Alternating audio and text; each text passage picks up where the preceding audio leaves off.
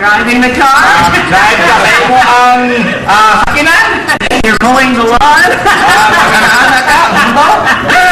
You're walking along the street. Maglakaw-lakaw ka sa kadalanan. You gotta keep your motor running. Aman kinahanglan na iyong kagalingon. Kanunay pong nag-awante sa unahan. Because we want to turn the ignition key Kinahanglan nga atong lisuon ang yabi. to ignite the fire. Aron nga malagutan ang maong kalayo. Word.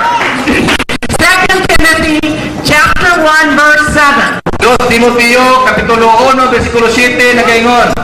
2 Timothy chapter 1 verse 7 2 Timoteo 1:7 in the Amplified Bible, diri gayud sa hubad nga gipadako. which is louder. Kaaro jud kay dinhi ang gipasabot. Hallelujah. It was our key scripture for our Fanning the Flames conference. Mao kini ang ato ang pinaka pasihanang gyud nga kasulatan samtang atong gipahigayon kining mao nga panagtigo.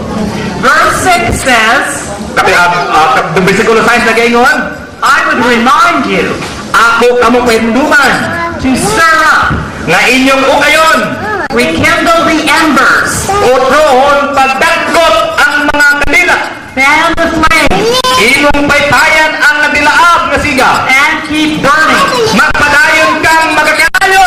The gracious gift of God, Ang may mayaong gasa sa Dios, the inner fire ang sunod nun nga kalayo, that's in you nga anak kaninyo, by the means of the laying on of hands. pinaagi sa pagpandong sa mga kamot, For God did not give us a spirit of timidity, tungod kay ang Dios wala maghatag kanatong espiritu sa katalaw, of cowardice and craving, fawning, nga diin kung maabot ang panahon magakurog ka tungod sa kahadlok, but He has given us the spirit apan maghatag sa kanato sa iyang espiritu of power and love, diha sa gahom o sa tugma, a calm, well-balanced mind, o makita nimo masinati nimo ang balanse kay panghuna-huna, self-control, and self-discipline. pagpugong sa imong kagalingon o naay pagdisiplina sa imong kagalingon. How do we serve the gift?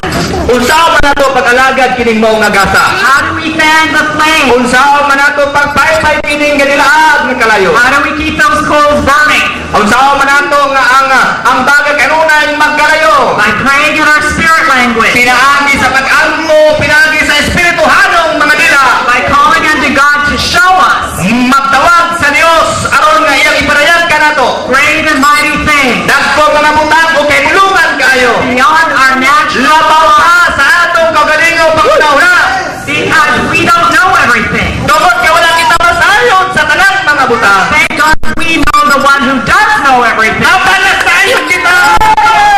Mabawit tayo tao na tanan butang. Ang gahom sa balang espiritu. Hallelujah! Hallelujah. Ezekiel 47 Ezekiel 47. talks about the rivers proceeding from the throne. Naisgot kini sa usa ka suba nga nagadagay na gikan sa trono. And there's a river to wade in.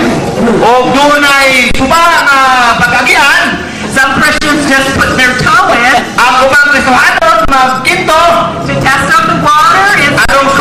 arong sulayan ang tubig kung nalupa o mabawa. Is it safe? Okay naman eh kung tunog ko. And other Christians, they get into their ankles O ang uban, no dito na tayo dahil maabot na taman din sa iyang tikot. like in a kiddie pool. Sama dito nga kung muato ka sa dapit nga dahil swimming pool para sa mga bata. Magpagsaw ka dito. Splash around. O, maglugtulog ka dito mga bata. They think this is great. Ngayon ka dito kayo. I got everything that I need. Nakuha na ako ang tanda kong kagustuhan. My spirit man. Naalag yun. Mula na eh. Ako na dito. But wait, Abanda ko ba?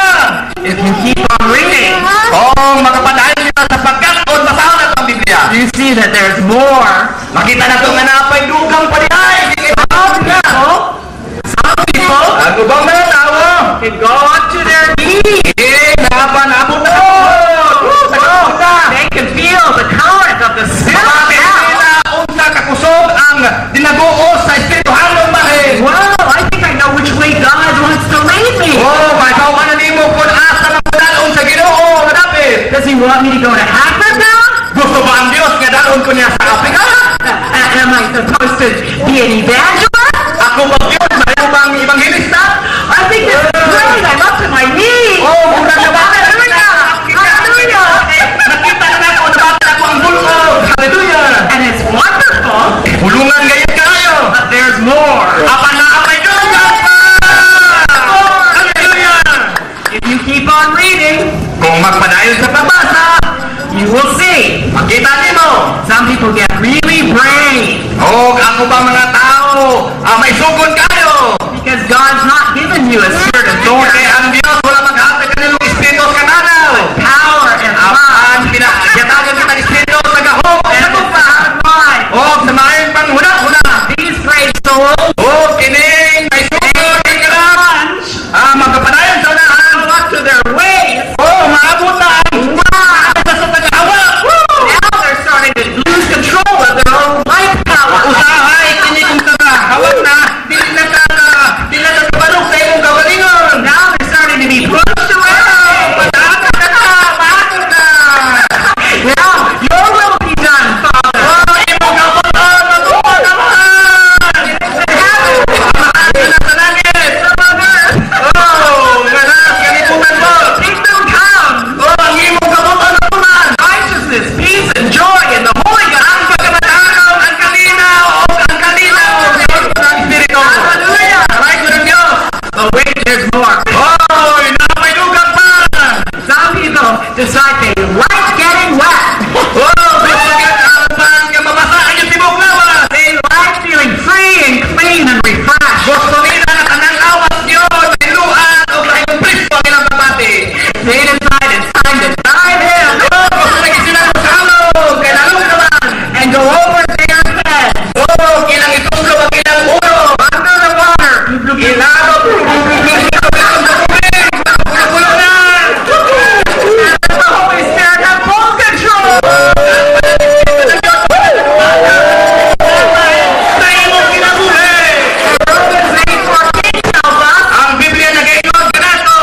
those that are led, filled, and controlled by the Holy Spirit Silang nagigiyahan o kontrolar sa balang espiritu. are the mature sons and daughters of Sila God. ang mga hamtong na babae lalaki ng mga anak sa Ginoo.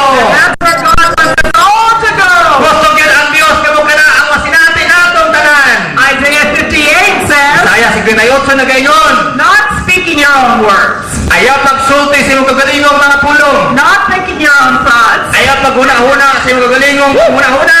not going your own way, Ayaw